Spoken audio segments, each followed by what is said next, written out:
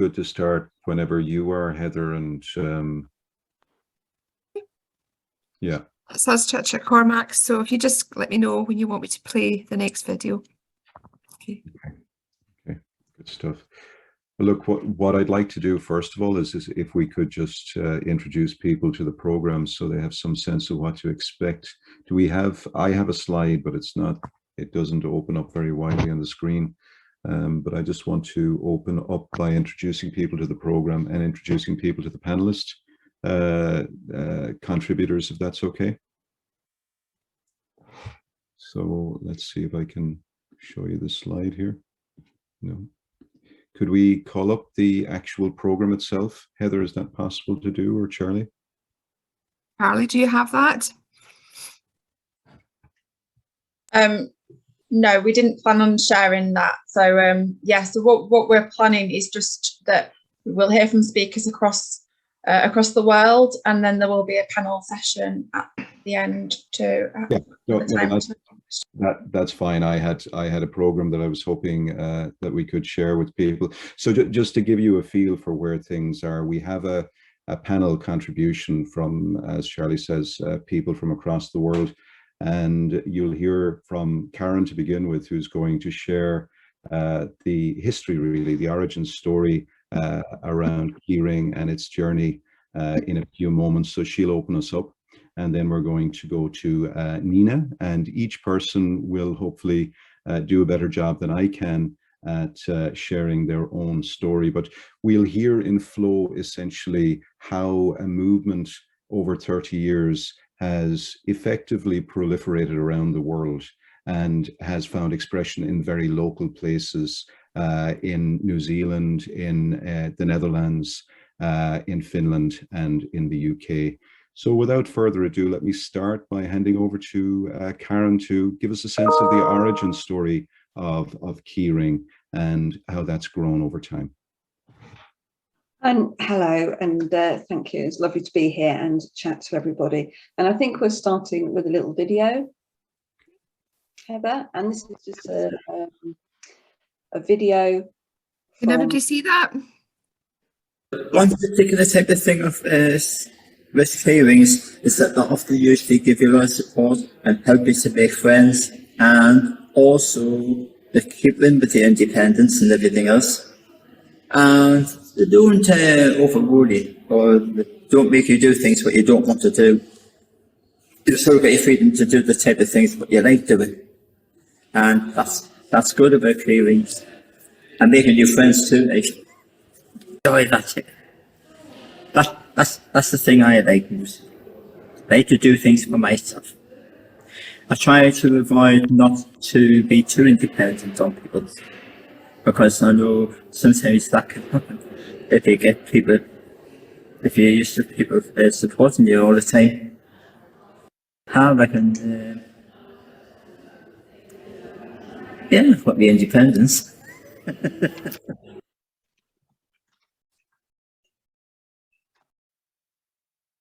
Right, well, that's a lovely summary, I think, from Austin about what keyring means to him. And I'm just reflecting back on the last 31 years. So 31 years ago in England, the keyring network model was launched by Carl Pohl and Greg Wildig.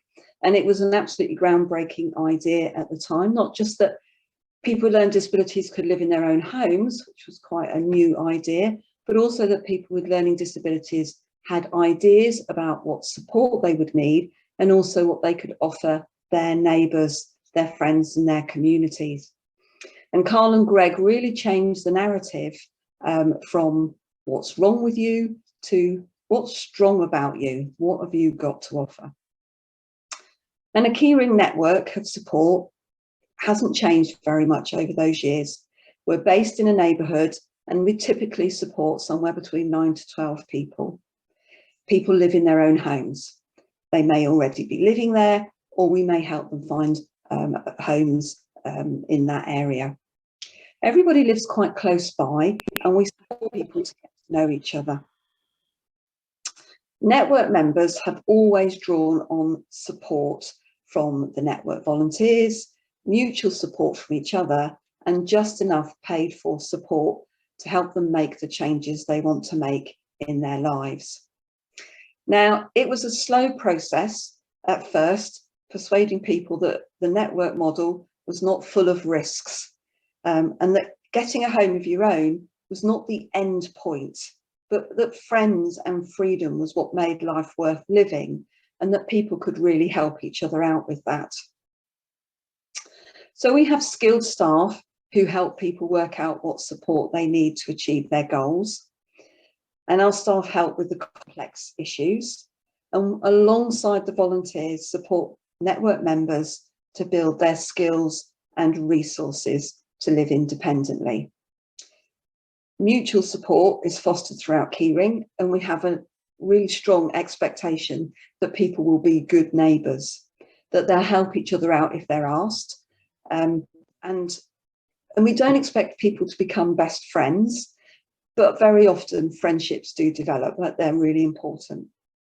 And volunteers offer practical support and bring people together.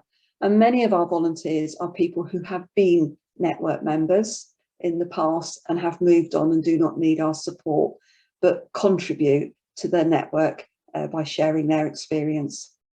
So volunteers get involved in things around community projects or planning social activities, just anything that's about turning ideas into action and celebrating achievements.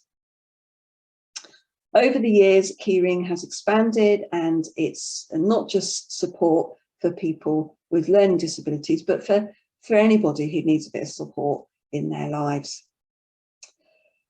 So in Keyring, we really focus outwards, so people get to know about things that are happening in their local community, and we actively invite community into things that we're doing. We really want people to make good use of their local leisure, social and community activities and groups. And we really want people to be active citizens, to be part of their geographical community, but also their communities of interest, their hobbies, the things that they like doing. And this is important because the more connected people are, the less their lives are focused on services and the more independent they become. Over the years, we've shared our journey with lots of other organisations, and you'll be hearing with several of them today. Our geographies, our economics, our policy landscapes are all inevitably really different, but we do share common values, and we all share a commitment to people really being in control of their lives. Now, our founder, Carl, he was a community worker at heart. And he was really inspired by the work of John McKnight. And in 2000, and that's such a long time ago, Keyring hosted a conference, Making the Community Connection, and John was a key speaker there. Through those years, we've worked really hard to stay true to our principles and values. Because after all, we all want to live in a place we call home, and with the people and things that we love, and in communities where people look out for each other, and doing the things that really matter to us. And that was Keyring's starting place in 1990, and it remains true today. So that's my summary of the history so far, and I'll pass on to Heather. Okay. Charlie, if you could stop sharing your screen, and I'll bring up my presentation. Okay. Bear with me 1 second.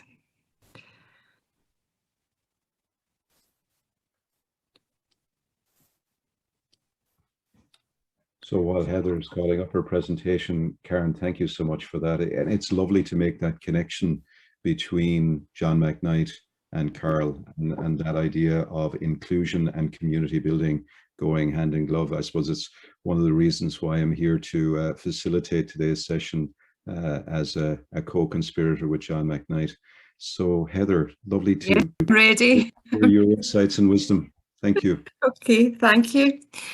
So we Neighbourhood Networks came into being in May 2001, and it was on the back of connections and relationships with Keyring down in England, and people that got to know Carol and the work that was happening down in England. And so I'm just trying to move my slide on. We started in May 2001. We actually have a very special birthday this weekend. We're 21 and we're having a big party and a celebration up in Scotland.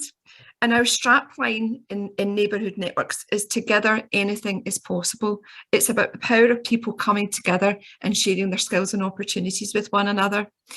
And over the years, we've grown to be 36 networks across the central belt of Scotland. So we actually span from one coastline to the other, and there's lots of networks in between and lots of connectedness that goes on. Our model is that we have a paid local community living worker who lives in the same area as the members, and they provide 16 hours roughly of negotiated support to the network and to members. And as Karen has described, there's an absolute emphasis on people developing their own skills and strengths and the network and building community capacity. And we've got a sort of big mantra in Neighbourhood Networks: what's the least you can do to make something happen as a worker? You're not there to do for people, you're there to help people do for themselves and to support each other. Around about the same time as Neighbourhood Networks came into existence, there was also a kind of cultural shift, I suppose, in Scotland. There was more of a move towards the sort of professionalisation of care. And there was a body called the Care Inspectorate started, who came to inspect services. There's a workforce registration called the Scottish Social Services Workforce. So at the same time as we were developing a kind of grassroots organisation that was members-led, there was also quite a lot of governance that inevitably had to have some influence over the organisation, but there was a lot of negotiation with both those bodies because we wanted to stay true to our principles. And there was also the kind of move towards procurement of services, which tended to be quite risk averse, very obsessed with policies and procedures and hourly rates and things that didn't fit particularly well with Neighbourhood Networks. And that's an ongoing challenge and battle for us. But in principle, Neighbourhood Networks is about people having a good life. It's the gamut of life: having friends, having good health, being involved in your community, being able to travel places, having a job and volunteering. And we work with people to identify the skills, the areas they would like to develop and areas they would like to contribute back to the communities. And we work towards people achieving outcomes. And I'm just going to show you, I'm going to actually have to stop sharing because I did the, be with me 1 second. I need to click sound. Right, okay, so I'm going to show you a little film of members and what they feel is their outcomes and impact of being in a network. When I first joined the network, it was very daunting for me because I didn't know anybody, but I got to know them very quickly. Would you say people are quite friendly? Yes. Neighbourhood Networks is independence, meeting new people, and meeting new people from other networks, and having confidence in yourself and doing things. Neighbourhood Networks to meet new people, do exercises to like walking and that. Networks have been helping with independent travel and meeting new friends and meeting new skills. I would say Neighbourhood Network is good for socialising and new adventures, that things that you haven't done before. I'm Stuart.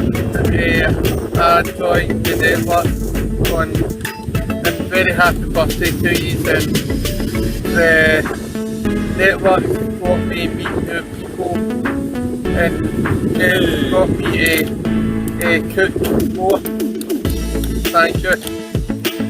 Hi there, I'm Peter McManamy from the Commonwealth Network, and I would like to wish the Neighbourhood Networks a happy 20th birthday. Being part of the Neighbourhood Networks is the most wonderful things that's ever happened to me.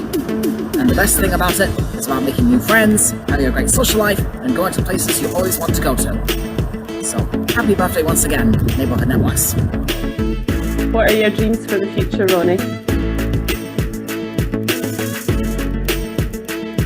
Plans for the future is for the networks to get stronger. Neighbourhood Networks to get stronger.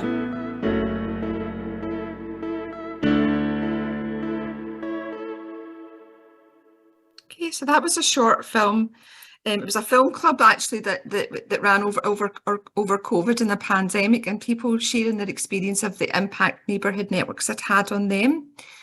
Now, given the sort of backdrop I described of sort of the professionalisation of care, in Neighbourhood Networks we had to work very hard to make sure that we were listening to people that we supported, that we were responsive, and that we were members led. So we've got lots of tools and things that we use in Neighbourhood Networks to make sure that people have their say. Each network has a net rep that they appoint, and that net rep feeds information back to the organisation and meets with other net reps to think about things they want to do or things that they want the organisation to change.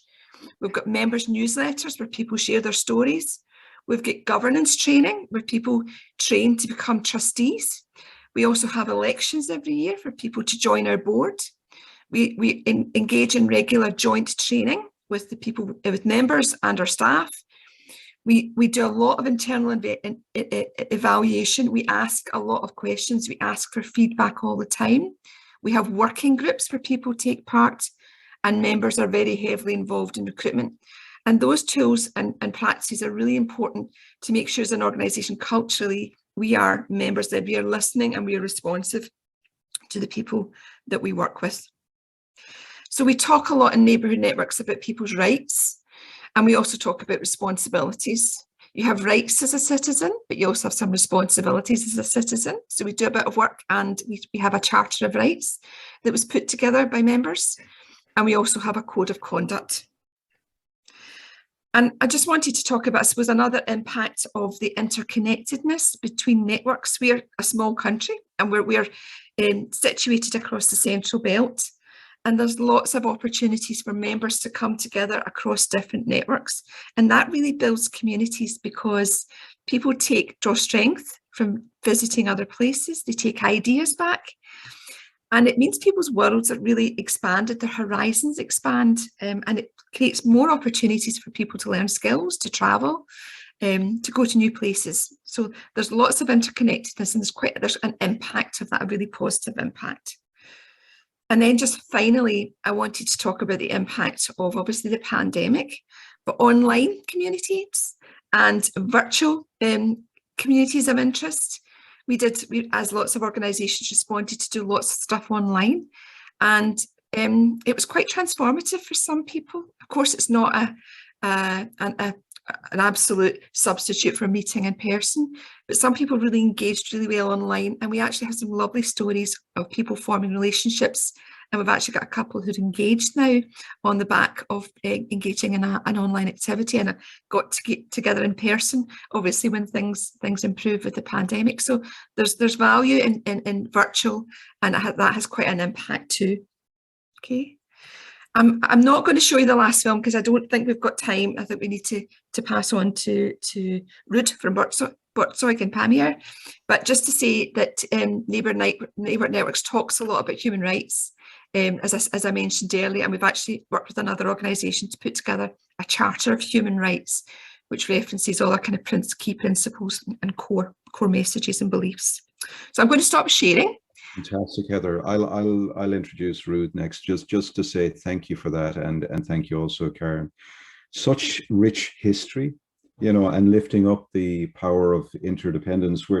We're feeling our way through here. So we've heard how Carol began to just give seed to this idea of living an interdependent life in a community and getting alongside people who need support in England. How that then began to, the talking stick was passed on to Scotland.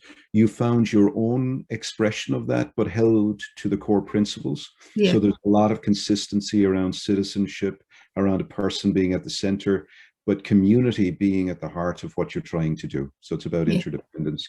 Now, we're going to pass the talking stick on to the Netherlands next, and we're going to hear from Ruud, and I think he's joined by his colleague Richard van der Vliet as well. And they have a really interesting story about how they began to take the core principles, which remain the same, but find local expression in the Netherlands. So Ruud, over to you. Thanks. And I will do that with my colleague Richard. He is sharing the sheets and makes it big that we can see that. Yeah, thank you, Richard. You see, start the logo from the buurtcirkel. Next, please. When PAME had visited a keyring in 2012, first in New York and then in England, they were so enthusiastic that they translated the program, the model, to the Dutch environment. And since 2013, several buurtcirkels have been started. Next, please. And you see here the participants are the only real experts. And it's so important to see in the first sheet that this is not about the name of the organization, but about the name of the program, namely Buurtcirkel, with the subtitle For Elkaar, what means for each other. The participants have come up with this name together and have chosen it. They also did not want this to be called PAME circles or anything like that. It's not about the organizations, but about the participants. They are the real experts. And you can especially see that in the logo. Next, please. Shortly, and briefly, PAME. PAME is since 1926 there for everyone for whom participation in society is difficult. We help people to live, work and grow up, always from their own strength and talent. It drives us every day. We believe that everyone matters and that our society is only society if we do what the word means, live together. You can see the skill bigness, but also that we are not looking at target groups or whatever, but for people who are living in that society and sometimes need some help with it. He becomes next. And almost we now 96 years existing. I worked 40 years by PAME. We soon noticed that there was a lot of demand for the Buurtcirkel program, and we also wanted to make the Buurtcirkel program available to others, also in places where PAME himself did not provide services. When then thought about how you can spread the Buurtcirkel program and have it carried out locally by others, but in such a way that the principles and philosophy of the Buurtcirkel would be sufficiently guaranteed. We know, after all, that in England the program had been running successfully since 1990. And PAME himself had a number of years of experience with Buurtcirkel, keyring, and PAME also regularly visited each other. We have been in London, they have been in Holland, so there was a nice exchange. We developed a formula model with which the distribution could be carried out, the distribution of the Buurtcirkels program. We started with this in 2016. The name Buurtcirkels has also been registered in order to be able to run the program in much the same way. That is important because it is a proven concept.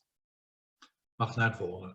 We use a formula model for this, and which that Buurtcirkel plug and play is, for example, available for municipalities, housing corporations, care organizations, and welfare organizations. Just the wide organization that has to do with people. And as you can see, there are now quite a few Buurtcirkels in the Netherlands, and the number is still growing. We also work with an Austrian organization, LAC. It's there called Nachbarschaftskreis. See their video at the end of this symposium. They also contribute by that to make a little movie. I kan naar de volgende. Now, how does the formula model work and what delivers +5? We deliver the name, the concept, and the Buurtcirkel method. We have the knowledge transfer to the project leaders of the relevant implementing organization.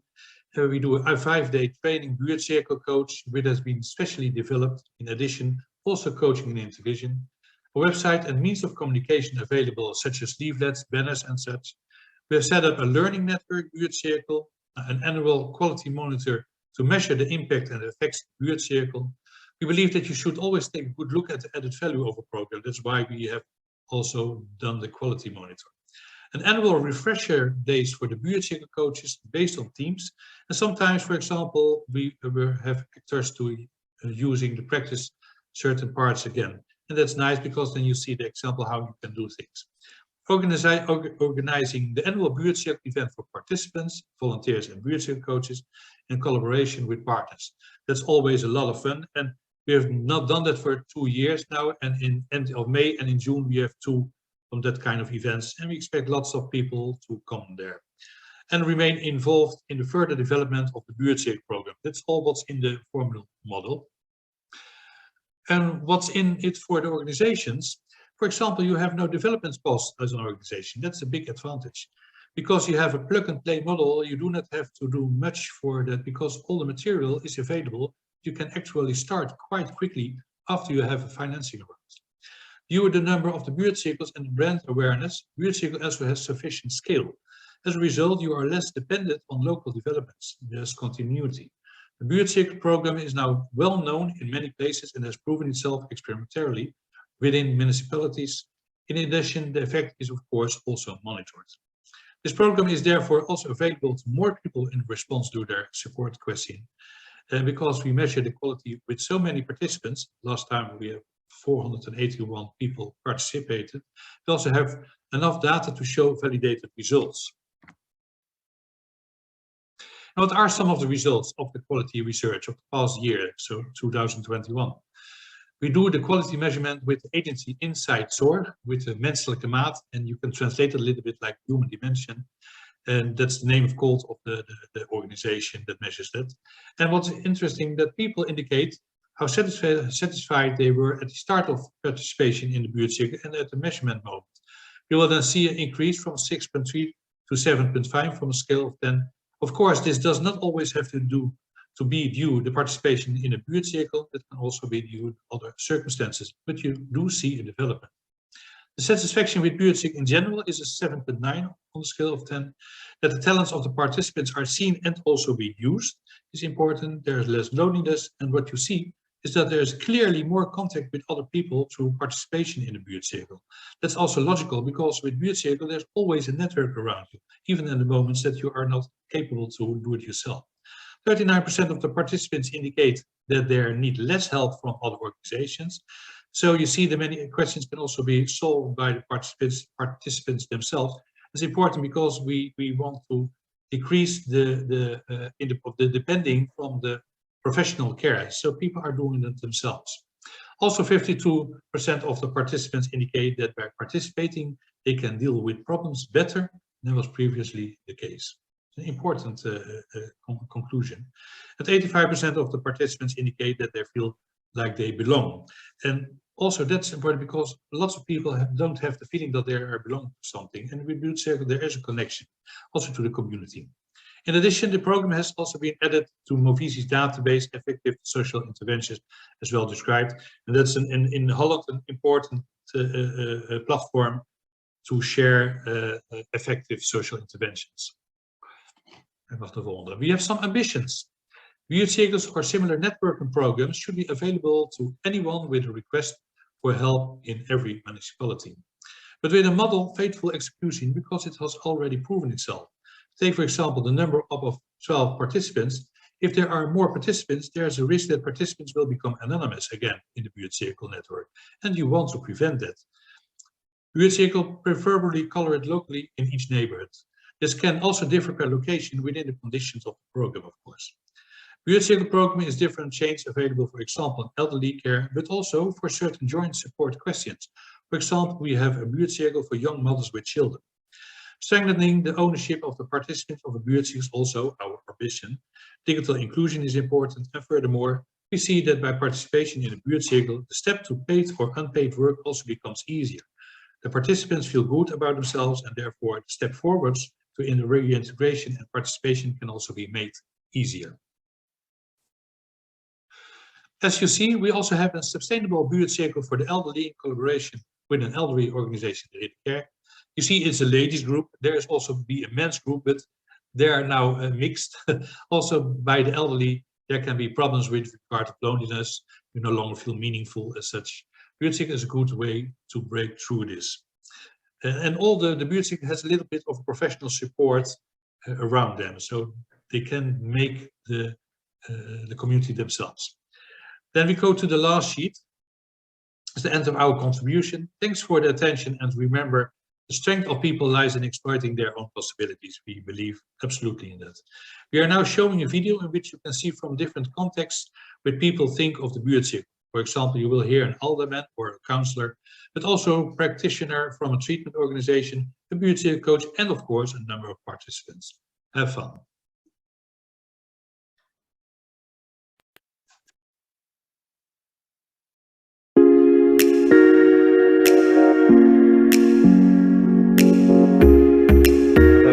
sharing your files.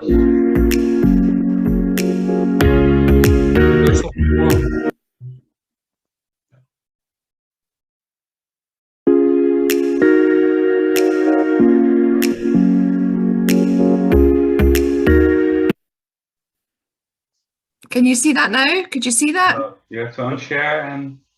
Yeah, I think I might have problems, Richard. I think we might need to get you to push this up. Sorry. I'll try. Until now it works well. So... Can you stop sharing, Heather? I will yes, try of to course. share the video.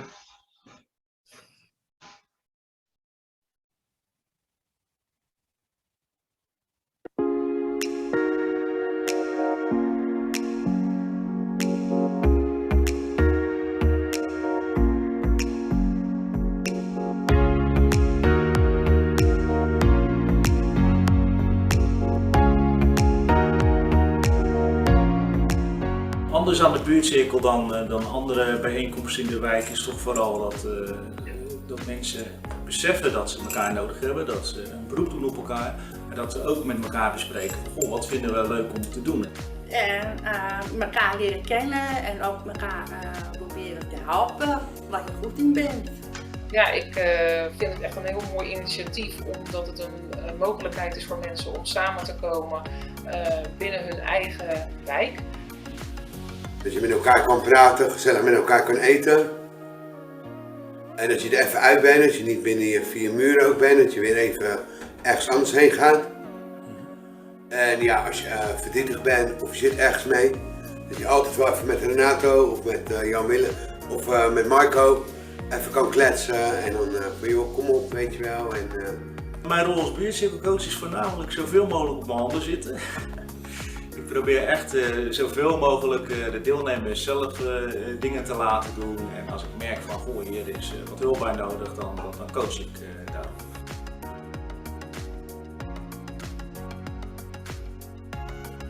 Maar ook thema's die besproken worden. Als iemand bijvoorbeeld moeite heeft met drankverslaving of seksualiteit, dan zijn dat ook dingen die besproken worden. De buurtcirkel vind ik echt nou een typisch voorbeeld van een preventieve ingreep. Hè, met eigenlijk hele lichte begeleiding, mensen bij elkaar brengen. En ik ben er trots op dat we dat in Hellevoetsluis hebben. Het grootste gedeelte van de deelnemers in het begin hadden begeleiding van diverse organisaties, onder andere Paarmeijer. Je zag op een gegeven moment wel dat er minder begeleiding nodig was, omdat mensen dus hun vragen ook binnen de buurtcirkel gingen stellen en gebruik gingen maken van andere deelnemers. Buiten de buurtcirkel gaan we ook gewoon lekker met elkaar om. Vriendschap, dat is wel heel erg. En door de buurtcirkel ben ik ook met een jongen bij mij in contact gekomen. Dat wij hele goede vrienden zijn. Dat hij ook 2 keer in de week bij mij eet.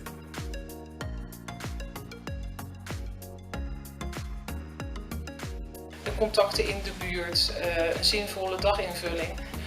Dat iemand gezien wordt. Dat je er mag zijn zoals dat je bent en dat er ook ruimte is voor jouw positieve en sterke eigenschappen. Ik help die meneer als hij weer nieuwe folders heeft, dat ik voor hem folders rondbreng in de buurt. Kijk, maar nu dan door de corona zeg maar, heb ik wel een hele tijd gehad dat ik deed koken voor oudere mensen. We hebben iemand gehad die heeft altijd in tuinen gewerkt en die is met pensioen gegaan, maar die helpt nu toch nog andere mensen met hun tuintje. Of bij buurthuizen of bij mensen thuis. Zo ontstaat er wederkerigheid. Ja, en ja, we geloven toch ook wel in de kracht van de samenleving. Ja, die mensen die hebben een nieuw netwerk, die worden er vrolijk van, die worden een stuk zelfstandig van.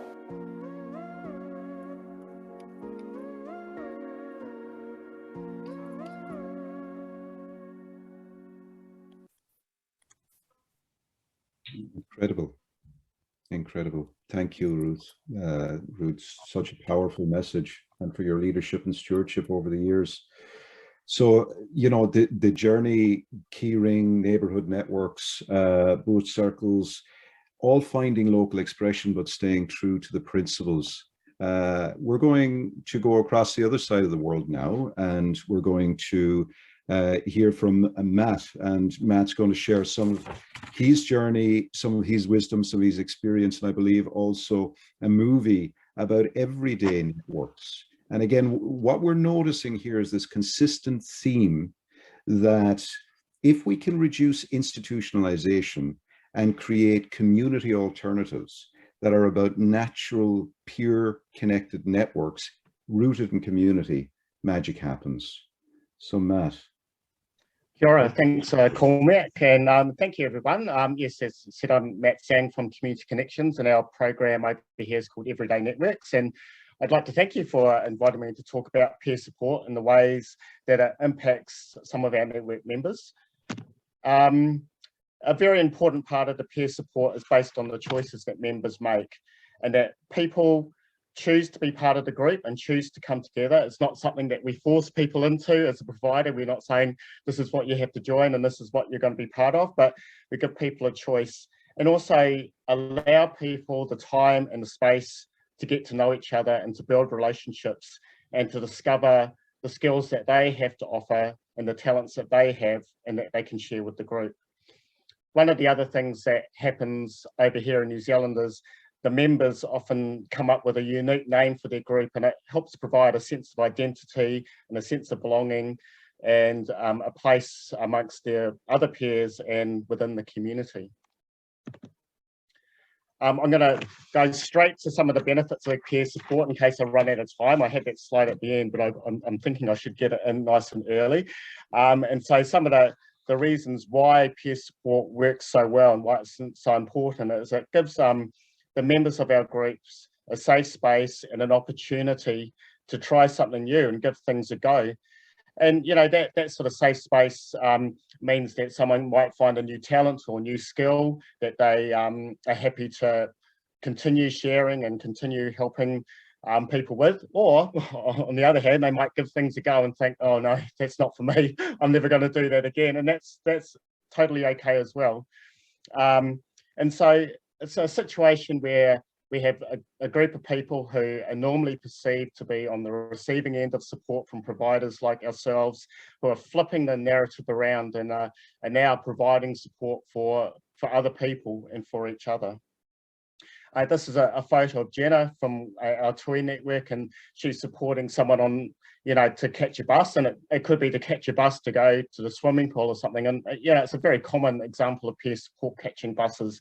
And you know, support with public transport, especially here in New Zealand, can take up quite a bit of a person's support hours or support funding. And so having a member of your group or a friend who can offer that support is much better, and you know, could provide an opportunity for reciprocity as well, and for exchange of you know, of helping each other out. Or it could be that, you know, when they get to the pool, the other person shouts them a coffee, or you know, pays their entrance to the pool or something like that. Another key benefit of peer support is often people can just get stuff done, which is really great. They don't have to wait for paid support to come along necessarily, or try and schedule things in time for paid support. Often, you know, they might have a range of people that can help them out with tasks like catching buses, cooking meals, etc. One of the really interesting things around peer support in New Zealand has been fundraising, and it seemed it had it sort of came out of the blue the way it became peer support, but it really is an opportunity for members to work together towards a goal and to utilise people's skills, and also a way to work as a team. And peer support and teamwork are often going hand in hand, and it's an opportunity for people to collaborate and work together. And I'll see if I can get this video started underway, and work together in a way to get a goal done. So,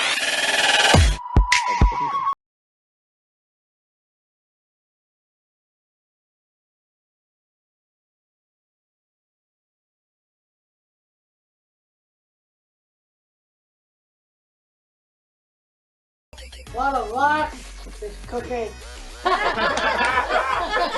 Barbecue or sausage grill next week. We're gonna have to make a shopping list because we need to get the shopping done, because we need to chop onions and butter bread and stuff at the meeting. What time? Friday morning. Okay. It's alright, 12:15. So Cool. working through songs and renaming some of them to the way that we want to put the words. That's for the Hui and Palmerston North. Yeah.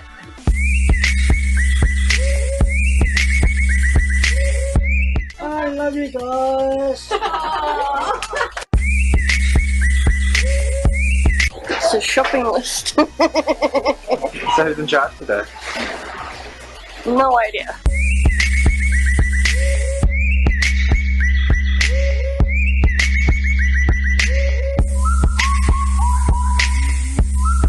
Do we need rubber space? Maybe. The dollar ones. Where? What you got, Greg? Yeah. This is the only size they've got. No. I do think so, but that's fine. What about you? Because we don't want to be going and running out.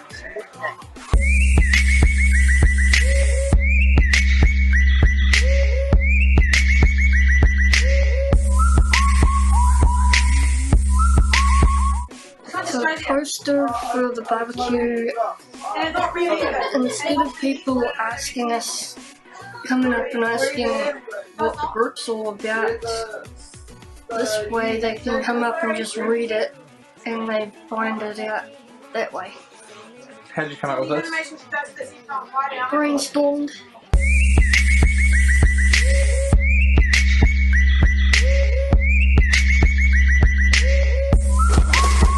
Getting to know people that you don't actually know at the beginning and finding friends amongst each other that I can actually work out of home and do friendship in an actual bigger group than what I'm used to.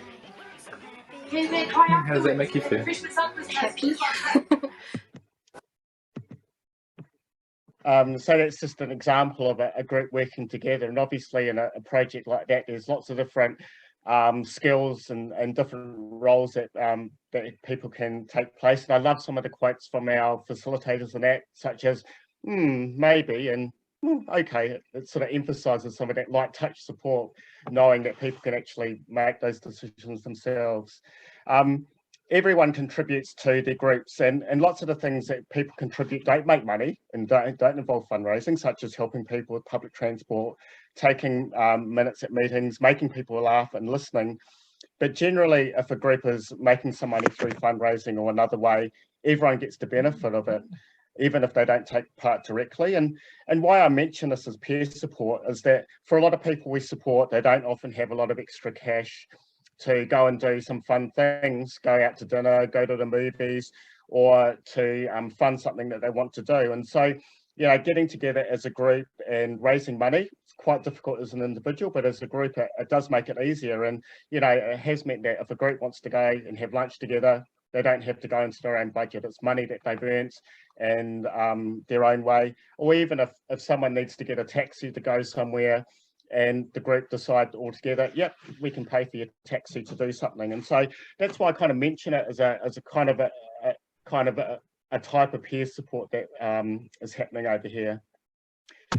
To recap some of the main points, peer support means people can use each other's collective talents to do things more independently and without formal support. They can do the things when they want and with their friends.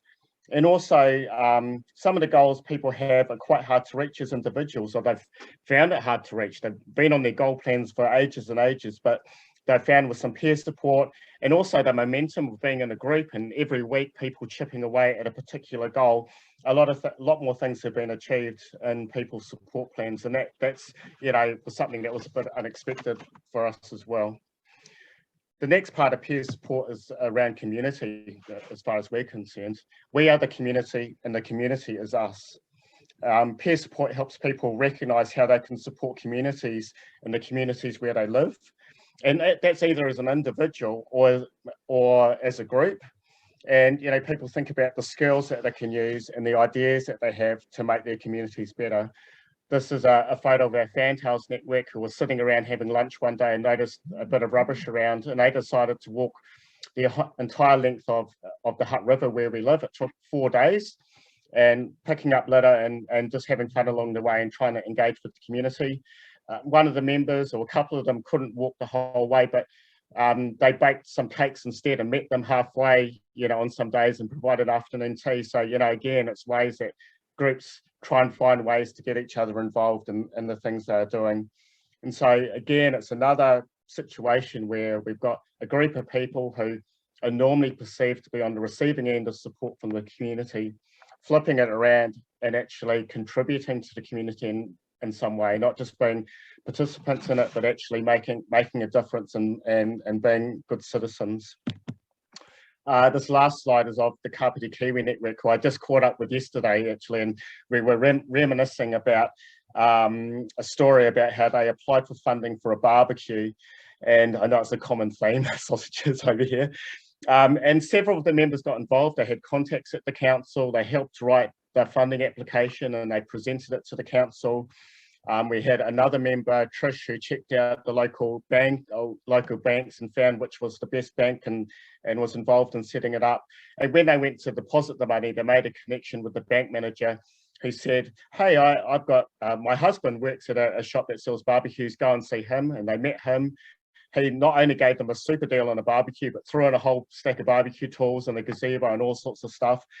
And as you can see in these photos, the members all got together and built the barbecue, and they've run a lot of great fundraising sausage sizzles. And their first fundraising activity was to pay for a teacher and book a lane at a swimming pool to teach 2 sisters how to swim.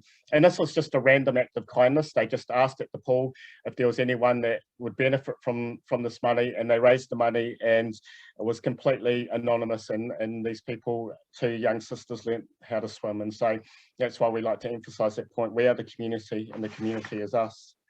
So that's just some of the stuff involved in peer support and some of the things that we do. And yeah, I'm looking forward to joining the other panelists a bit later, and hopefully we can share some more stories. So thank you. That's wonderful, Matt. Thanks so much. As you say, we will be having a panel discussion shortly. So what's going to happen is we're going to move on over to hear from Nina in Finland and her experience.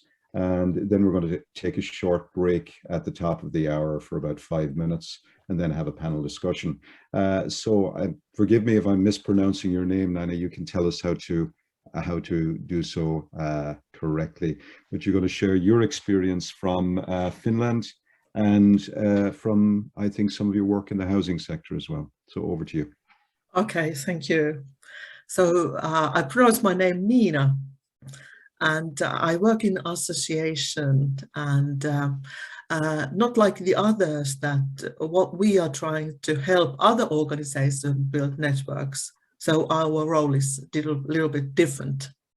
But still our goal is the same: full citizenship for people who need support. I think somebody gave me this kind of title, why aren't other providers like this? And I changed it that what is needed for change. And that's what I'm trying to tell you what we have done in Finland. In Finland, we have this kind of, they call it housing and neighborhood networks. That's a Finnish model for decentralized housing.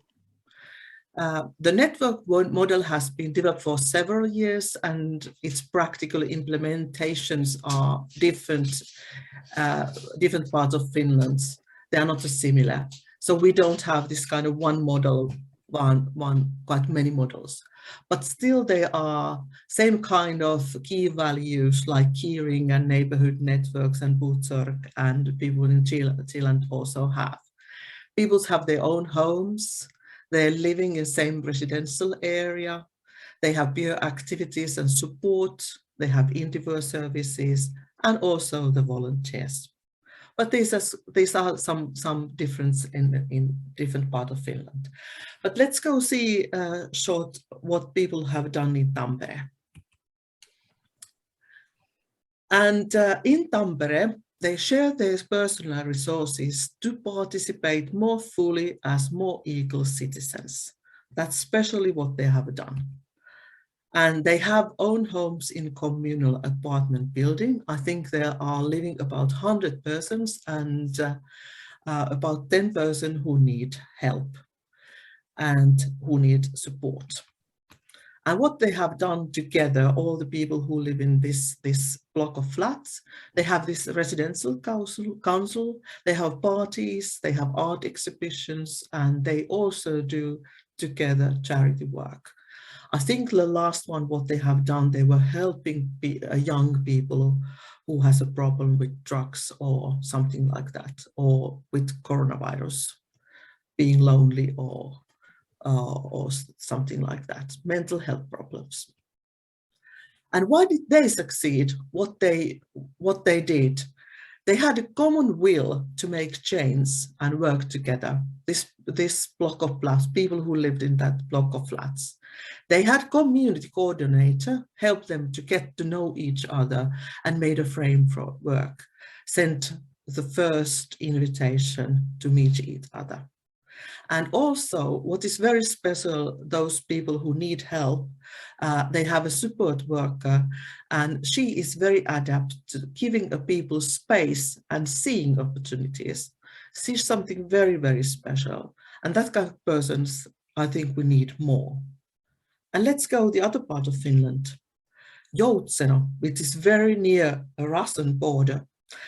And it's small village and people are living there. And there was a small group of men and women in the same place. And actually they didn't have anything to do. And quite many were very, very lonely in the first. And they were helped to pool and share their personal resources. And what happens then? First of all, they were thinking, what are their dreams?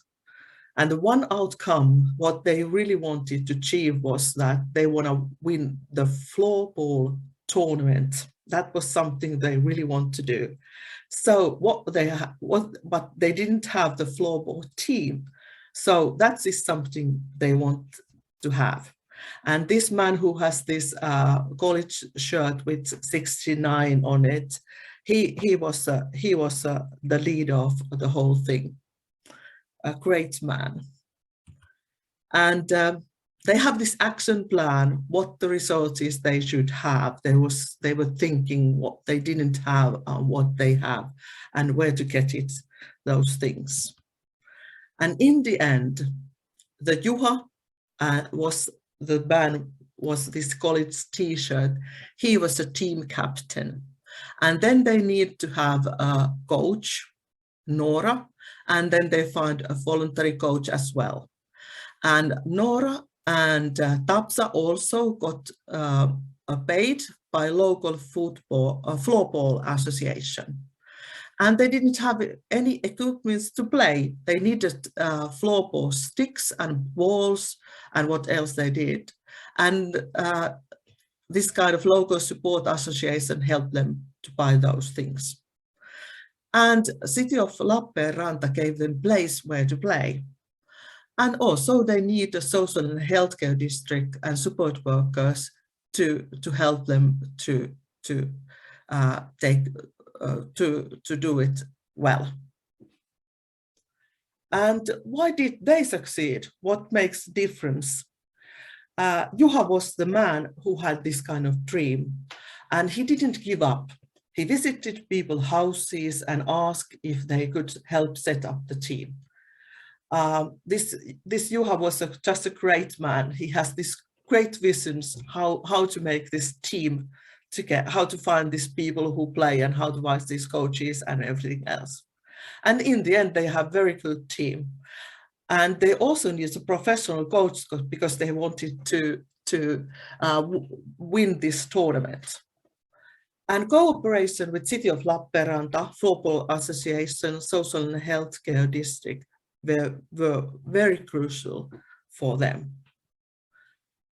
And our last place is Mikkeli. In Mikkeli, there was a people share their personal resources and to participate more fully as more equal citizens within the wider community.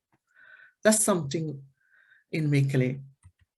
And there was a group of people who wanted to first think what are their dreams, what they want to have, what is the change they want to make. And in the end, they started the disco evenings at the local restaurant. One of them starting to be an instructor in Zumba class, where everyone can join. And one of those people who was on this group, she wanted to be a volunteer worker for older people. And all these they managed to do. And what helped them? As you see, people got to use their different strengths. They find a different way to how to be in part of their own community. They have peer support. They kept meeting each other. They had adequate support from volunteers and support staff. And what's also very, very good, helping was a cooperation with the church and the workers in college. This kind of colleges are where this Zumba class took place. And also the owner of the restaurant was crucial for this succeed. What makes a difference? These things. And why aren't the other providers like this? And what is needed for change? I was thinking that about these examples, you can see that you need aspiration, you need support, and you need cooperation. I think all of those are very, very important to succeed this kind of change. Thank you. Ina, that was wonderful. And, you know, again, powerful examples of practical application.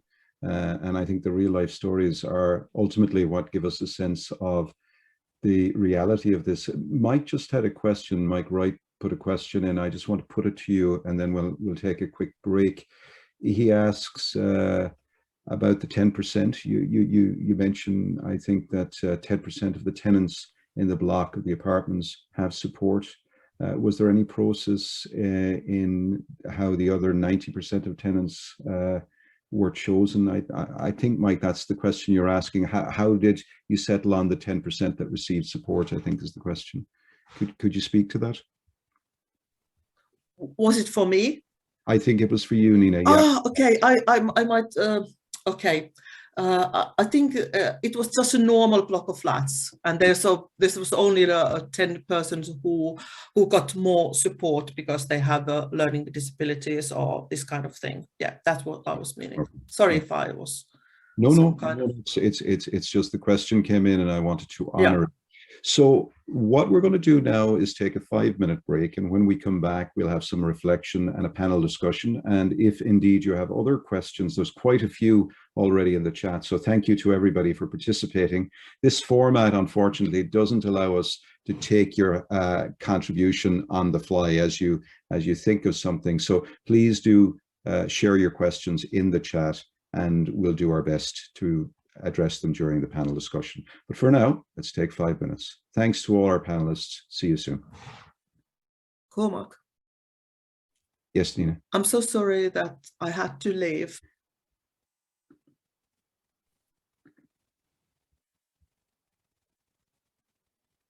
Excellent. And Charlie and Donna are with us as well.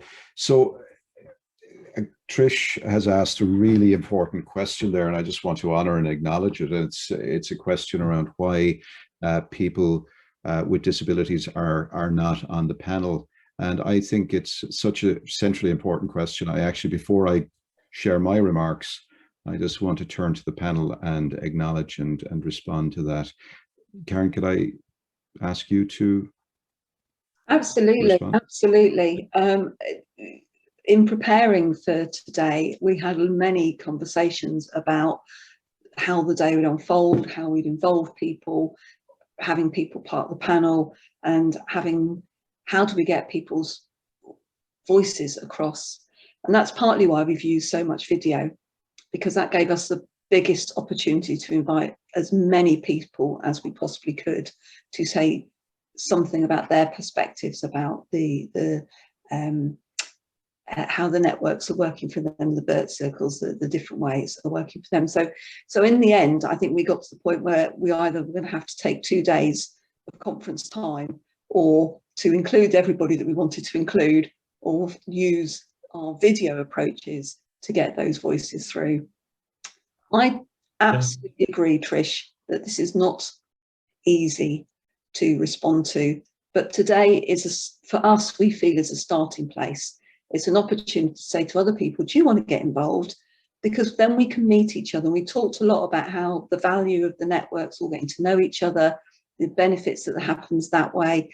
And that's what we're really hoping for on perhaps a broader scale, that we can, once we've had this event and people think, yeah, I'm interested in that, that we can then come together in different ways and explore different topics, but face to face and people to people and all in a room together. We started planning this in various lockdowns as well. So it hasn't been the easiest, but we're not perfect. We've tried to get people's voices in, and we really want to take it further. We want those networks to join up and to really move this along. I guess we're just the starting point, not the end. And also locally in the countries itself, there are big events for especially participants of the key rings or buurtcirkels, where they meet each other. We have that in the end of May, and in June we have two events, especially for them to connect on the whole country. And so can I just agree with both Karen and Reid, and Trish, just to rest assured, we will be having our conference within New Zealand, which, as you know, it's for people in the networks to express their views. But just going on, talking about Heather's net rep idea, perhaps there's a way that we can make an international net rep kind of forum where people from around the world can meet and have your voices heard. I think that could be a really good idea. That's a fantastic idea. I'm writing that down. That's brilliant. Good. It's recorded. It was my idea, Heather. It's just... Certainly, we found that the online stuff that we did during the lockdowns has really forged no end of friendships across the country, and people taking opportunities to visit each other, and little holidays and breaks and all that sort of thing. So that really works, but we could fit it all in a couple of hours here. Yeah, well, and look, Trish, thank you for your leadership here and for your generosity and courage in asking this important question, because in a sense it is the question of the moment. How do we ensure that people who have support needs are in the driving seat of change in their lives and in broader society? I mean, first of all, I should say that I feel like a little bit of a guest in this conversation, and Karen and others have been very generous in inviting me to come and just be part of this. So firstly, thank you. For those of you who don't know me, and I suppose that must be many on this call, I come, first of all, I should say my name, Cormac Russell. You would have seen it on the billing, and I didn't want to feature it at the beginning because I actually wanted Carl and Karen and Heather and Ruth and Matt and others to be the feature of this day, because it is the story of Keyring, the story of Neighbourhood Networks, the story of community connections, the story of the circles that Ruth and Richard and others have been involved in, and so forth. That's the key piece here. But I think one of the reasons I'm here is because of my work around asset-based community development and my interest in something I know Ruth is particularly interested in, as well as everybody else, is how do you do this inclusion work and build a sense of belonging in a way that actually changes society and has neighborhood and community at its heart. So it's not just about bringing a group of people who are recognized as having support needs together with others like them in a circle, and that's that. It's so much richer. And the reason I loved hearing what each of you said, and I have a few minutes to sort of set up the panel discussion, so I'll take a little liberty of 2 or 3 minutes to reflect on this. I think the reason I appreciated it so much was because at the center of everything you're saying is this way of being in the world is not just better for people with support needs, it's better for all of us. You were featuring the folks that you serve, that you walk alongside as citizens. The word was used so, so regularly. I think that every one of you probably used it more than any other word, except perhaps the word network, which was used incredibly and rightly very often. So what is it about this word citizen? I think it's a word that says there are people in society who are at risk of not having their gifts recognized and received. And often the supports that they receive don't recognize their citizenship, but maybe even harm their citizenship. They institutionalize people and push them into managed forms of support. And what we're hearing, I think, is a growing social member-led movement that's flat, is rooted in community, and is led by the people who society has defined as the problem. Now suddenly they've got the power to redefine the problem. The solution isn't institutionalization, it's networking, it's friendship. But there's something really powerful, I think, also in recognizing that it's not just about holding hands and singing Kumbaya as we walk into the sunset here. That there is rootedness and there's evidence and there is, add up all of the years of experience in this conversation. It's thousands of years of experience that says, if we don't figure out how to create community alternatives to top-down institutionalized ways of being in the world, we damage people and we damage society. It is not a democratic, it is not a good, it's not an equitable way forward. So the stories that we hear here are stories of a movement that's growing and finding localized expression, but shares in common a number of core values. Core value 1, people are citizens first, not clients.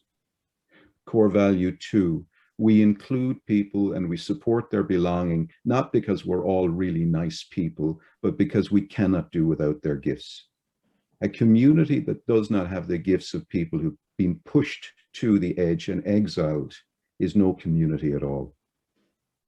And so a lot of the work that we're hearing about is not just work of including people at the edge. It's not just about deinstitutionalizing people. It's about building democracy. It's about building an equitable society. It's about addressing issues like polarization and extremism. It's about recognizing we can no longer do things like we've been doing for decades, like surviving on centralized, dirty, costly fuels to light our homes. As I think about this and we go to the panel discussion now, I'll stop waxing lyrical. But a way of understanding what I've heard you say is to imagine that we're all in an airplane at night, traveling over wherever we live, wherever we call home, or wherever we aspire to belong, and looking down out of that airplane on where we live and looking at where's the power, where's the energy, where are the sources of care. And I think one of the things that people like Carl, to honor his memory, and other thousands and thousands of people, some of whom have shared their stories through the videos, are saying is, we're here. We are the power source. The very people you thought were just a bundle of needs, clients, are the most powerful people in a democracy. If you just remove the barriers and support our participation, we have an abundance of gifts for which you cannot actually be a society without. So this is, I think, a really powerful social movement for change at so many levels. And I'm excited to have a conversation with you. As Karen said, I think it's important to acknowledge this is the beginning of a series of conversations and not the end by any means. So we're lighting the touch paper, but we're certainly not stopping here. lots of questions in the chat, more coming in hot and heavy as we begin the panel discussion, and we will try to break the panel discussion with another video from LOK in a short while. But some of the questions, just to put it to the panelists, are very practical. It's just kind of, you know, how do we get started? So there's a whole basket of questions about practical application. Others are more political, and I'd suggest we do the practical ones first and we get to the political, but it's about power. It's about, you know, how do we deal with the institution constantly sort of pressing us to go in one direction while we're trying to open up more naturalized, more self-reliant ways of life in others. There are lots and lots of questions in those two baskets. There are probably a lot more as well, but I just want to get started with the practical question of, you know, how do we get going here? If people are on the call and they're just curious about how do we get started? How do we get going? What are sort of the three wisdom points or experience points that you'd share with people is really important at the beginning?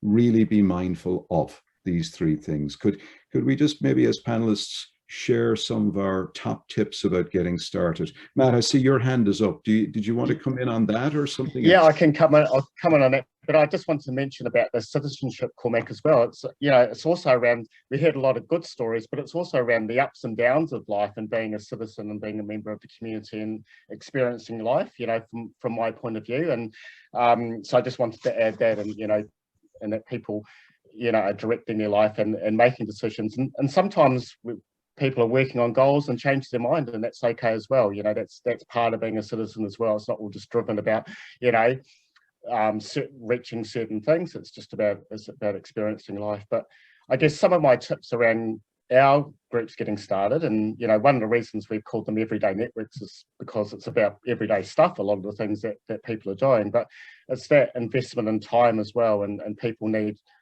time to get to know each other and discover each other, and sometimes from an organizational point of view that requires a bit of investment as well. You know, it's obviously we're not in this job to make money or anything, but, you know, it is about investing time into people and getting people to learn about each other. And, you know, sometimes we have people in groups that, you know, in general may not mix, or they might be civil to each other, or might not know about each other, or may be fearful of each other.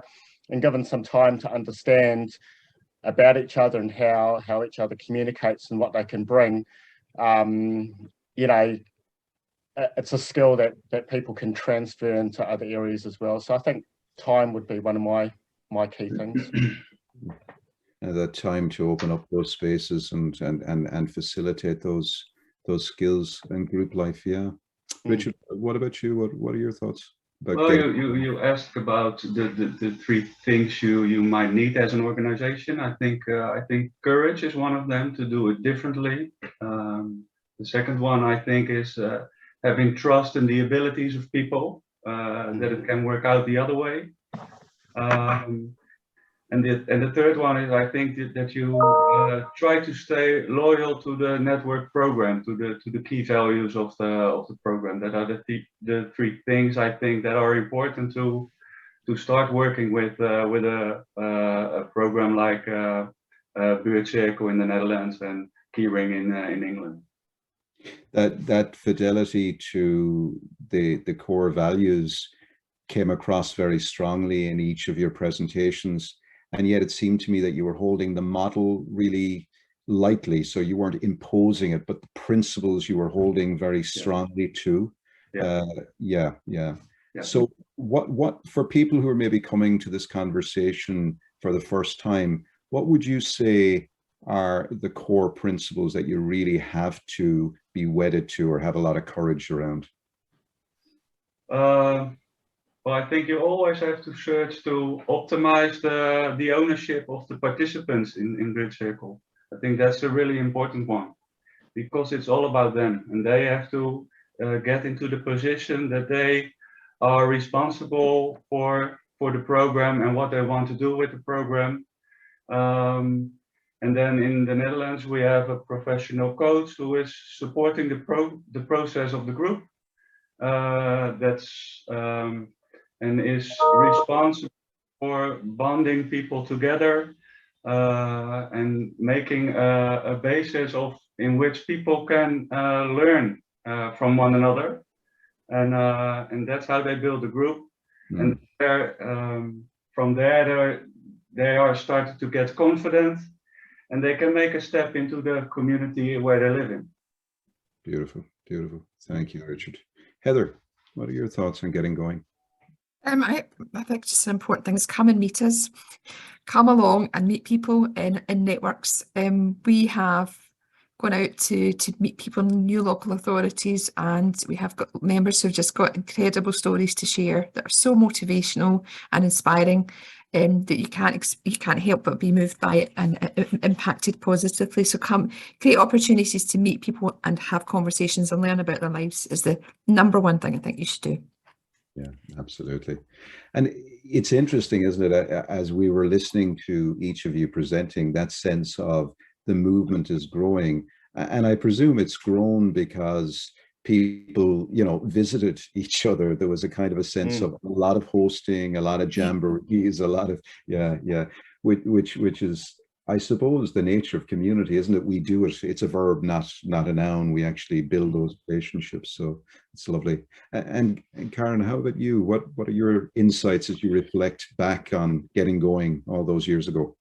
Yeah, I think I just wanted to sort of reflect a bit from the perspective of working with local authorities or councils. I think some of the questions come from that as well. And I think that for us, in our experience, the important elements is that the council are really thinking about what they often come to us with a problem they want to solve, and that needs to be really discussed and explored, because we have a way of approaching it that is different. So if you're thinking about networks as being a response, and you've got a problem and you think this might work for it, but you're often caught up with contracts or specifications which torture the life out of the approach. And so what's always helpful from a council is when they really think about, well, what are the actual outcomes? What are they really imagining? What's the vision for this piece of work? What do they want to see happen? And that they really think about building in flexibility so that you know, the organisation, the people can get on and do the thing that needs to be done, and a bit of time, particularly around that, really getting to know your communities really well. People take a little bit of time, it takes a little bit of getting going, and I think we've all discussed that in our examples, but the enormous benefits are huge, and that for me is that's really what they've got to be thinking about if you're looking at commissioning from a local authority point of view. But I do think there's other ways that people can develop and use the principles of networks more usefully. Yeah. In the chat, people have talked about pooled budgets and ISFs, and I think that's an opportunity absolutely for people. And I think conceptually and practically, it's important to unpack that a little bit, because we will have people on the call who are beginning to think about how they can be useful as commissioners from a municipality perspective, from a housing perspective. And it may not necessarily always come clearly across when we share practical stories that actually, to do this well, to commission this well, there's a whole lot of stuff needs to be institutionally changed around as well, including our mindset. So what came through in my mind, at least, was that you're answering, I suppose, a question that a lot of institutions aren't even asking yet, because it's not an institutional question you're answering. It's a personal question about citizenship. And somehow then you're reaching out, I guess, to allies so that they can get alongside those folks and honor their question. It's tricky ground, isn't it? There's a lot of power in that point you're making. And I think, Ruth, you touched on that a little bit, as I understood it in your presentation, when you talked about coming up with alternatives to paid service. So this isn't, this isn't about another thing that is commissioned. It's not a service or a program in that sense. It's something more fundamentally about having a full and a rich and a meaningful life. Do you want to speak to that a little? Yes, but there's also laying a risk from out of the participants, because I think that when you are a participant on a buurtcirkel, and that's a network with a professional, that you have to develop on a way that you don't need the independent or the depending of the professional anymore, and to call it a normal network. We have all normal networks, and there's no professional leaning on our network to stimulate us. And I see a little bit of the problem that before you know, a buurtcirkel or a keyring or something like network is become a new institutionalized program. And the participants are not developing. They see it a little bit as only a meeting point. And before you know, you are building all lots of interventions to each other instead of getting one intervention back and to create a network. Do I make my little bit clear? Yeah, absolutely. I think that's I saw that also in England. I've been there a few times. There were people that are 20 years sitting in a network, and I asked, okay, what's the benefit for you for the network anymore? Only the question gives the participant a big shake, because he couldn't imagine that he stops being a member of a keyring, because he's attached to that, and there lies a difficulty, because you want to develop that people and citizens have their networks on a normal way, and only when it's needed they get the support from a professional. Yeah. So that is, you ask, okay, what are sometimes the difficulties? That is one of the difficulties. Before you know, it's a new institute. Yeah. So we have to push the development. Yeah. That's a really, really helpful hazard or a caution to lift up. Ruth, thank you. Heather, I was just going to go back to kind of the kind of relationship building when people are wanting to start something, and they are engaging with commissioners, or they are engaging with the care inspector, and where it works well is if you put the time into building those relationships. I mean, when I talked about at the start of my presentation about the sort of professionalisation of care and the care inspector and them coming to inspect what we did, we had to build a relationship and put a lot of effort into building a relationship with our inspectors, so they got to understand the core of what we did. We used to have very early conversations about people's capacity and capability and risk assessments and things, but we had to put the investment into the time with our inspector and encourage her or him to come to things, to meet people, to really understand what this was about. So it took time. And it's the same, I think, with local authorities. If you are talking to local authorities about funding, about really investing in relationships, people get time to understand it and to create opportunities for people to come and meet people. So that's so important. Absolutely. And one of the things certainly in the ABCD world that's been really clear to us is that a lot of this change is like a 3-lane swimming pool, where in the first lane, there's things that people can do themselves. And our job largely is to remove the barriers and cheer them on.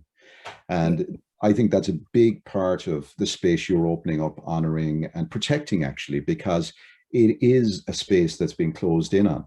Then the second space is where some help is required, but largely the person's in the lead. And then there's the third space where there is some stuff that actually does need to be done for the person. And so we're not promoting an anti-state, pull yourself up by your bootstraps kind of notion. But I think the point is the commissioners can't possibly know what people need to have a full and rich and self-reliant life until those people themselves discover that through risk, through fun, through play, through having a life. And this is a real challenge. So I'm delighted to hear that we're teasing this out so well today. Matt, what are your thoughts?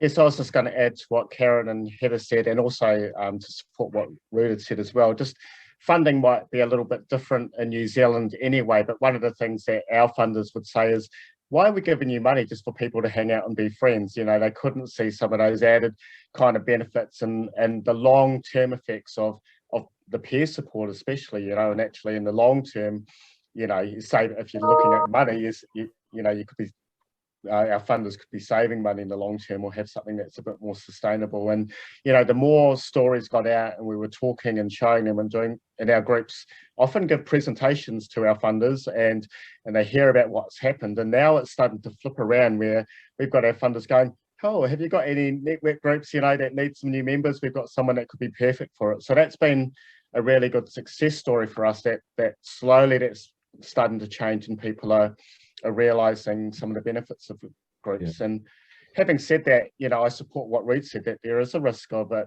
you know, becoming an institution. And I saw that in people living independently in their houses. If they were, you know, I can't go out today because it's vacuuming day, you know, and my support's coming, you know, all those types of things that institutionalise people. And I guess one of the things, I mean, I don't have a problem with someone being in a network group for 20 years, but it could be that, you know, that's only one group they are part of, you know, that's one part of their life that they belong to, but they might also transfer those skills into another community organisation, or, you know, in other ways, and be part of other groups as well. So that's what I have to say about that. It's really powerful, actually, that idea that the network is like a launch pad, and it's got permeability. You can get in, you can get out. You're there. I think you mentioned that point, Matt, at the very beginning of your presentation. People choose membership. It's by consent rather than control. And an awful lot of referral is actually, it's about the professional deciding, you need this, this is what you need. So, you know, your problem is the absence of a keyring network. That's what we prescribe. And what you're describing is so much richer. It's so much about, you know, self-reliance, self-control, being able to feel useful. I think, Karen, you used the term. It's really, really important to lift this up. You're not just talking about giving people safe places to go to do nice basket weaving activities. This is about belonging. It's about contribution. So, Karen, if I can, and then I'll go to Ruth next. I just want to go back to you, because in the origin story, you talked a lot about the philosophical importance of understanding this idea of feeling useful, people who are so at risk of not being seen for their gifts. And you talked about John McKnight and Carol and their conversation. Could you just help us understand the link between inclusion of an individual, so person-centered, and then being community-centered? Because I think sometimes those two things get separated in people's minds. Could you put them together for us? You're on mute, Karen.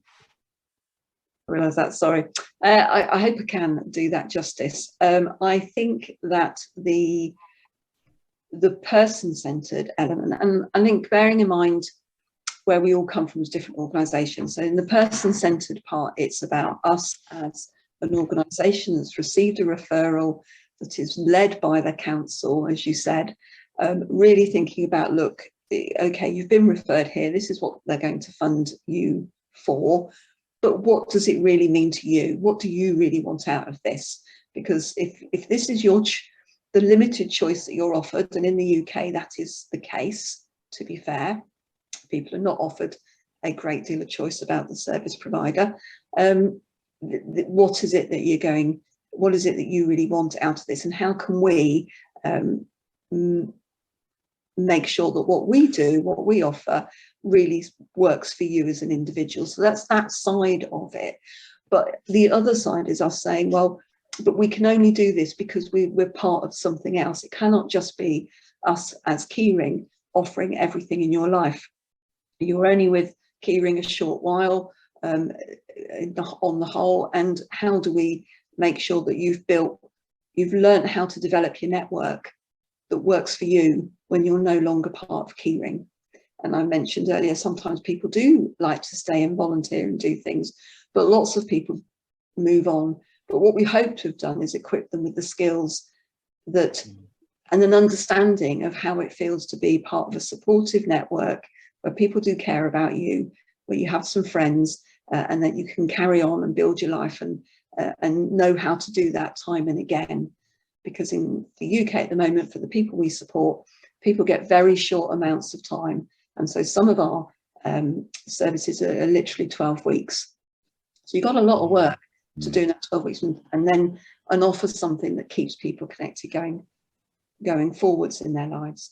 So that's the bit about us then having to look at, it can't be us doing it all because we're not going to be here. Who else, where you live, what else, what's going on that's going to help you when we're not here? You know, what are you and your friends going to link into? How are you going to build that life that you're looking for? Who's going to support you?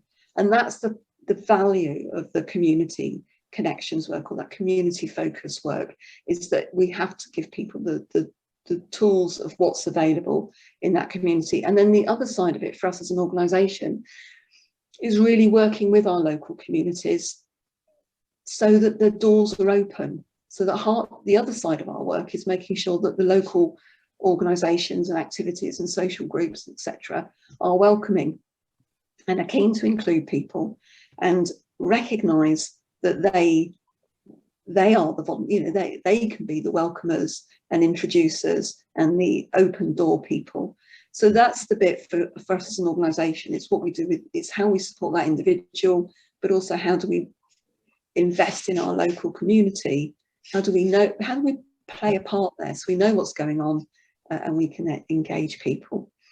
And then I'm thinking of, sorry, I'm chatting a lot, but up in Newcastle, we work with older people, and it's all about people having social and community connections. And a great deal of the work is just telling people what's there and making introductions and then just checking how it's going. That's all we're doing. We're not facilitating much more than that. And for the vast majority of participants, that's what happens. And then there are a number of other people who have developed their own activities and things that they like to do together.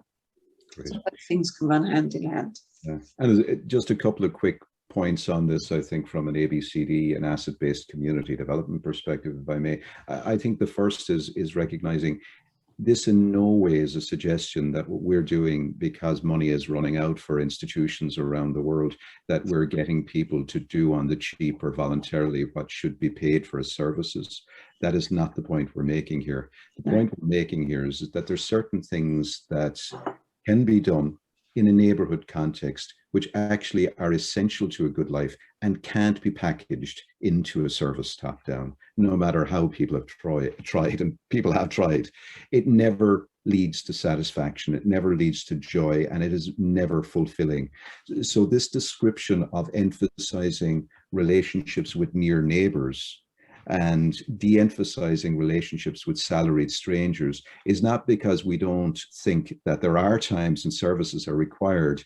It's that we think that sometimes if the services are put in firsthand and the relationships aren't done, the services will displace all of the natural supports. Yeah. Because people just think that way. Oh, it's professional, it's a service, it's paid for, it must be better. Well, it's not, and it certainly isn't more sustainable.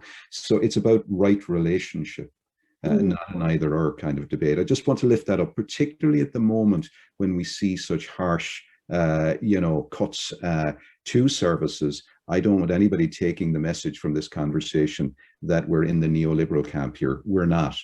But ultimately, you can't package a life in a service. And boy, have people tried and failed miserably. So it's lifting that up.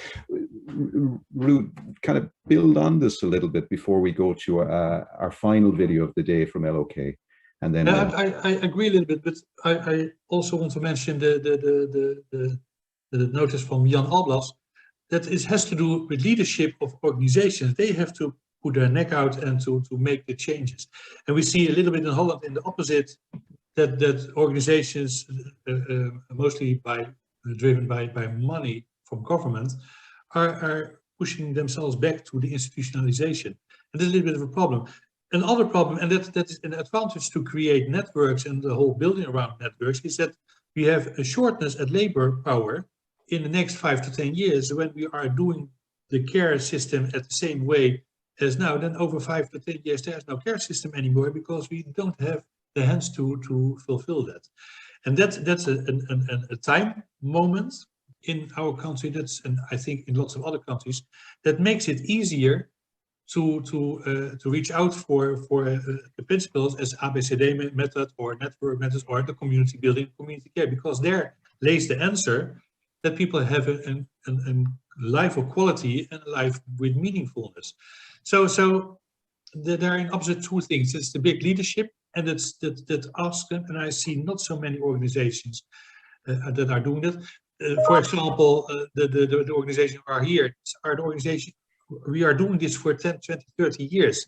There are not new organizations along this. So that's also a little bit worrying me. How can we expand this salt over more organization. That is one of the issues I think that we can, we have to discuss that. So how can we do that?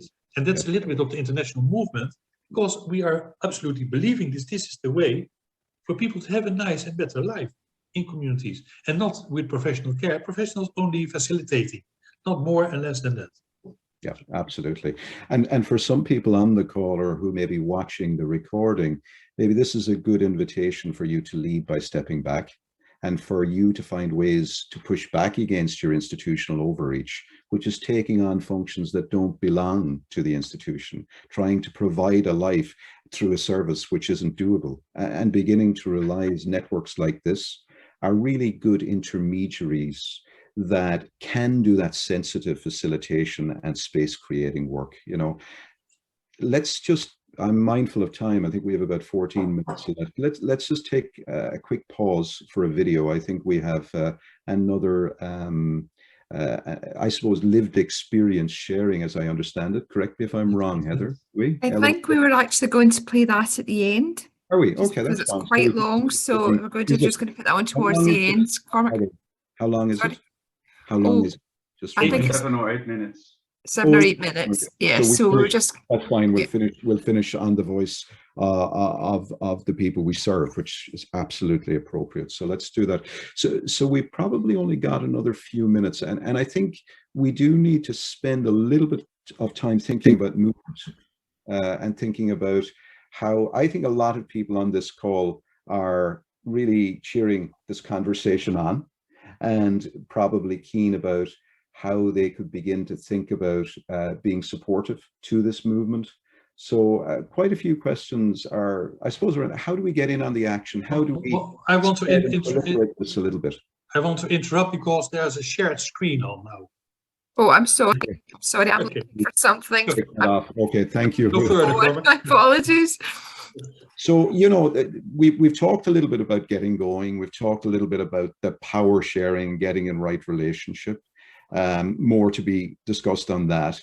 But in the few minutes we have left before we play our final video, centering the voices of the people we serve and who lead us, actually. What are your thoughts about growing this movement? We had this lovely kind of almost depiction of the movement in England, and then Scotland, and then, you know, New Zealand, and then back to Finland and the Netherlands, and it is in other countries as well. We haven't featured all of the expressions, and then there are other places around the world where people have been doing this but haven't given it a name necessarily. But what you're doing, which I think is really important, is you have a level of intentionality, a level of experience, and a level of research to really show the power of doing this well. How does that spread? Any thoughts on how this movement could become a truly global movement? Who'd like to pitch in on that?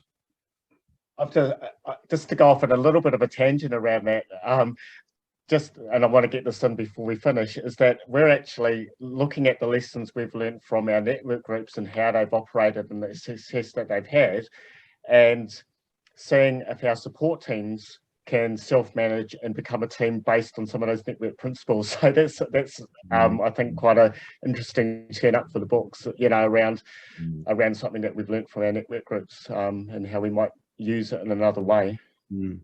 It's an interesting dilemma, isn't it? Kind of proliferating globally, but staying hyper local and staying within the leadership, control, and influence of the people that we serve. It's a tricky one.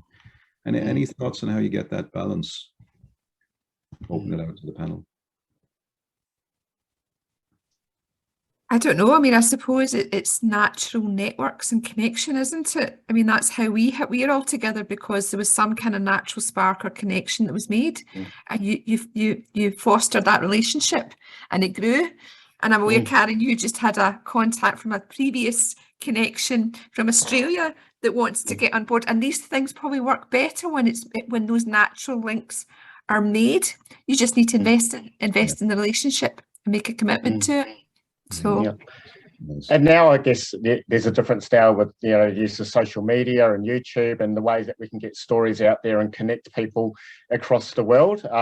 You know, compared to maybe 20 years ago, you know, it's probably changed a little. You know, and the way that people use technology and you know, could be beneficial. And we have connected with groups in Australia, and we're hoping to connect with groups across in Europe as well, and talk to them more. And the groups we talked to in Australia weren't actually network groups, or were groups of other people who were, and they became interested in what we were doing as well. Yeah.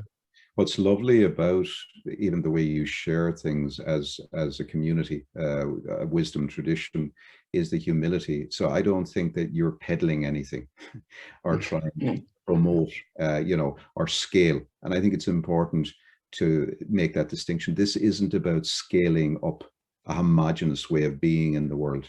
This is about promoting a set of principles and opening space for people to be able to gather around them, I think. But maybe, Ruud, you're going to correct me on that. I can see you taking a sharp breath. I know you defend the model loyally, so correct me.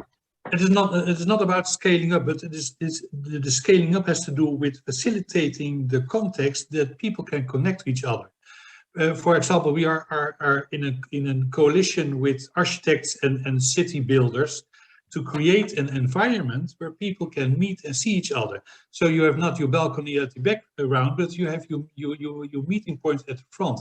So you have to facilitate the infrastructure on that way that there is possibility for people to meet, to connect, and to create a community. So that's, and also to make things as a keyring, we have to scale the thought up that connection between people is the big answer for a nice quality of life. Also, when people are disabled and not capable to do it on their own. So I will be a little bit pushing the idea that we can let this happen from out of itself, because then it doesn't happen. So you have to influence, and you have to invest and to stimulate constantly the whole context around the environment to create this. And that's a little bit what I'm scaling up the idea of community building and community care. And you have to do that in all kind of ways. Yeah. So certainly, I think, you know, there is a balance, isn't there, between just letting 1,000 flowers bloom at their own pace, however it happens, and then scaling up in this really standardized, bureaucratic, imperial way. And we're trying to find a middle way between that, I think, honoring the principles. So, you know, the method is the medium is the method. Stick with the principles. But I think your ambition is absolutely valid, particularly given the urgency for people to have a life and not just top-down services. Karen, do you want to say a closing word before we go to the final video? Well, I think I want to respond onto that question, so it's probably a final word. But certainly there's other movements out there, and I'm thinking of some camaradas, for example. And I think for us in Keyring, we have our niche, but being part of that as well, you know, recognizing where our paths overlap and sharing that with people. And I think these are the things that we can do. We come from our own pathways, but when we find each other, we can find new pathways, and then we join up in different ways. And I think that's really important. And in bringing in other organisations, other movements, other groups of people who are following these principles, whatever they call it, doesn't matter what they call themselves or how they express it, but if we're all following those similar principles, and we're all going to benefit in some way from each other. And that's, I think, is what's truly important. Just recognising the framework in which we operate, but actually how everybody really benefits from being at home, in their place, in their community, being part of something. These are things that are absolutely crucial. Beautiful. And, you know, absolutely. So there's loads more that we can do. Yeah, and this is the beginning of many conversations to come. I am going to chair the meeting 2 at a time. We have a final video, which again features, as it should, the voices of the people we serve, who want a life with services supplementing that life, but ultimately with friends, with networks. And what you're hearing here is an ambition to stay local, but to spread this movement globally. So if you're somebody who's interested in making mischief and good trouble and being an ally of this movement, whether you're watching the video after the fact or you're part of the conversation now, then please reach out, connect, build the relationships, and keep growing the movement, because that's how movements grow. If it's going to happen, it's going to happen because you do it. So, as we should, let's hand the final word over to the people who define why we're having this conversation in the first place. The citizens who are at risk to not having their gifts seen and received, for whom we cannot have a good life without. Thank you all very much. Go well, and I look forward to the next conversation. Okay, bear with me, I'm just going to pull this up. Hopefully it'll work.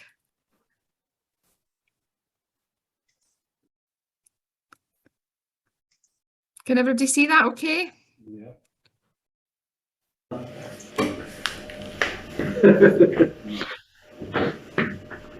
Hallo! Hallo! Wir sind der kleinste Nachbarschaftskreis der Welt. Aber der wertvollste. Und der verrückteste. Und der verrückteste, genau. Und jetzt starten Ja, wir. jetzt starten wir. Ohne Maske. Heather, you need to share the other screen, so you need to stop sharing and share the YouTube one. Nachbarschaftskreis in Wien, Favorit in Österreich. Perfekt. Uns gibt es seit dem Beginn von der Corona-Pandemie, das war vor allem am Anfang dann ein bisschen schwierig, aber in der Zwischenzeit haben wir einen guten, also wir haben eine Kerngruppe von, wir sind nur ein Nachbarschaftskreis in ganz Mitteleuropa. Wir haben die Fortbildung bei Pameier in den Niederlanden gemacht und sind jetzt auch in Kontakt mit Kering und dem Pameier und anderen, also mit den anderen Organisationen.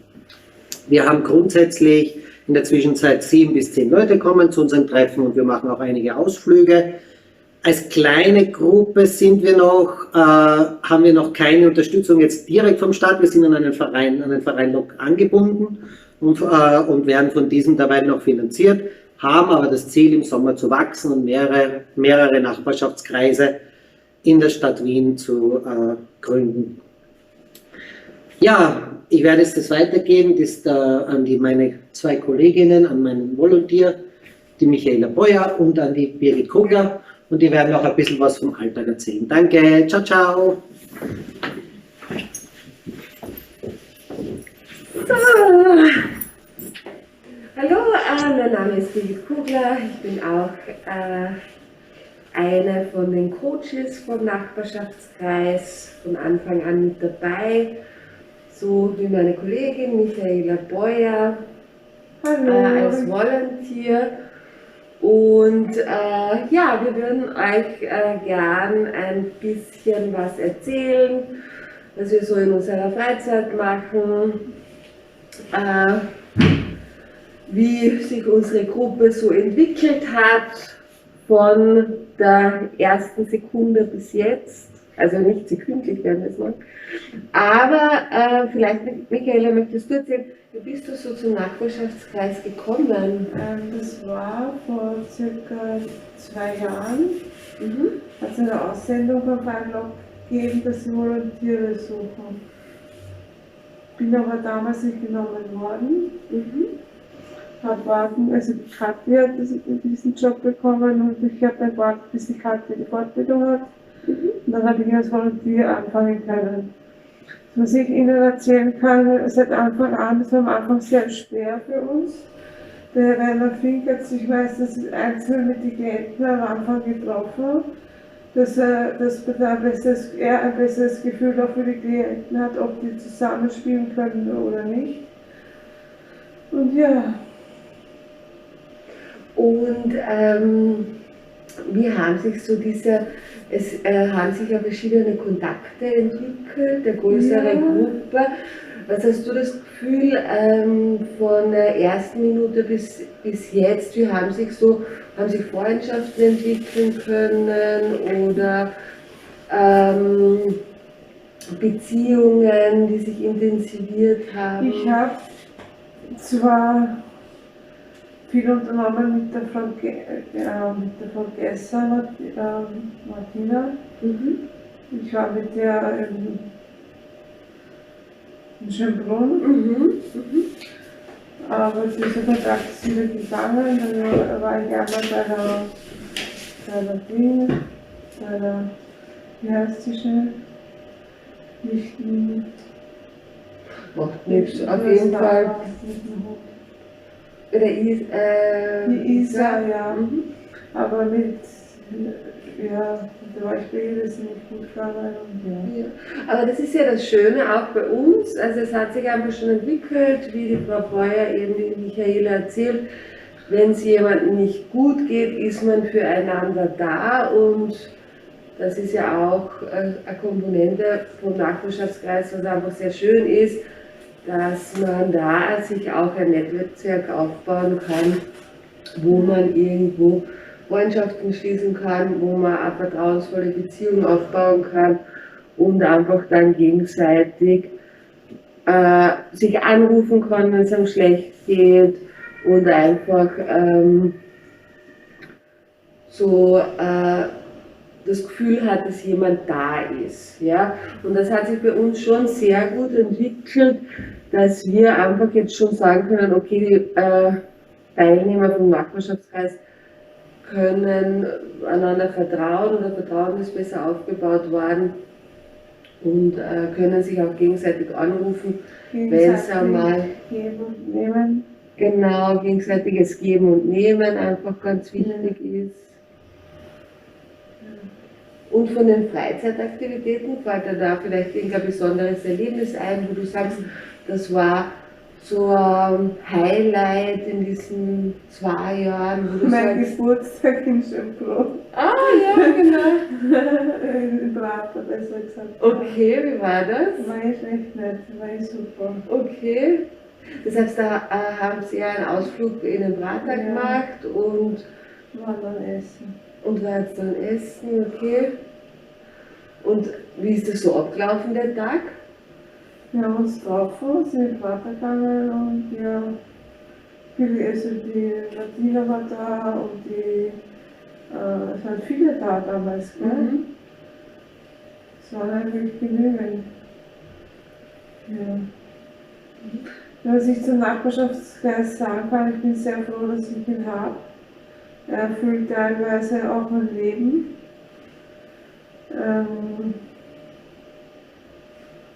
Deswegen geben und nehmen, da waren wir mal in einem Kaffeehaus und der Eugen hat kein Geld gehabt, haben wir ihn auf die Humboldtplatzrechnung geschrieben. Das nächste Mal ist er gekommen, dann mit Süßigkeiten und so. Und das letzte Mal ist er auch wieder gekommen mit einem Tiramisu und so. Also das ist echt ein super toller Klient. Das heißt, also du hast das Gefühl, es ist so eine Dankbarkeit auch da gegenseitig. Also wenn man für den anderen etwas tut, dann kriegt man es irgendwie wieder zurück, aber auf eine andere Art und Weise. Ich habe von euch mal geholfen, das Zimmer zusammenräumen. Und dann hat er mir so eine Holzkatze geschenkt. Die hat jetzt einen Raumteiler stehen. Ah, das ist aber nett. Ja. Also wie gesagt, dieses Helfen hat sich sehr toll entwickelt bei uns, dass man eben gegenseitig füreinander da ist. Und ja, also es ist sehr, sehr schade, dass wir nicht dabei sein können jetzt im Mai, aber wir hoffen, dass sich eine andere Gelegenheit ergeben wird, wo wir uns vielleicht einmal insgesamt kennenlernen. Und dass wir mal nach Holland fliegen. Unser oberster Chef weiß schon Bescheid und wir werden sicherlich kommen. Na gut, tschüss!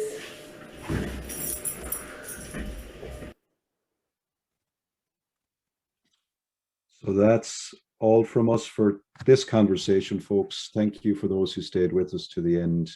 Go well, stay safe, and remember to get in some good trouble, because some of this actually requires a little bit of mischief making. Thanks to all our panelists. Special thanks to all those who stewarded this movement. Go well. Karen, Heather, Ruud, Richard, Matt, thank you all. And Nina, in absence, thank you. Charlie, thank you too for all your help behind the scenes. Cheers.